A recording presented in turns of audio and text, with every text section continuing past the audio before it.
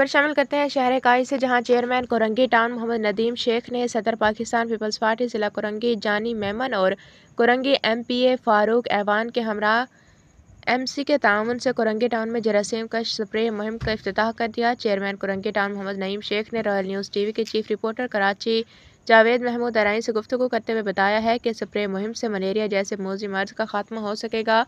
जरासीम कश स्प्रे मुहिम कोरंगी टाउन की तमाम यूसीज में चलाई जाएगी और ख़ास तौर पर नदी नालों कचरा कुंडियों के अतराफ भरपूर स्प्रे किया जाएगा।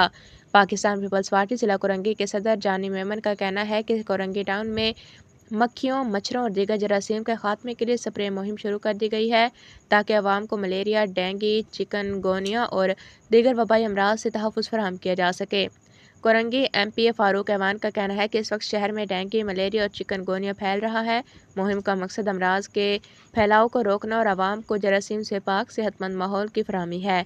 इस मौके पर पाकिस्तान पीपल्स पार्टी के ज़िला और सिटी एरिया के अहदेदारान, कोरंगी टाउन की तमाम यूसीज के चेयरमैन और वाइस चेयरमैन, टीएमसी कोरंगी के अफसरान और बड़ी तादाद में कारकुनान ने शिरकत की।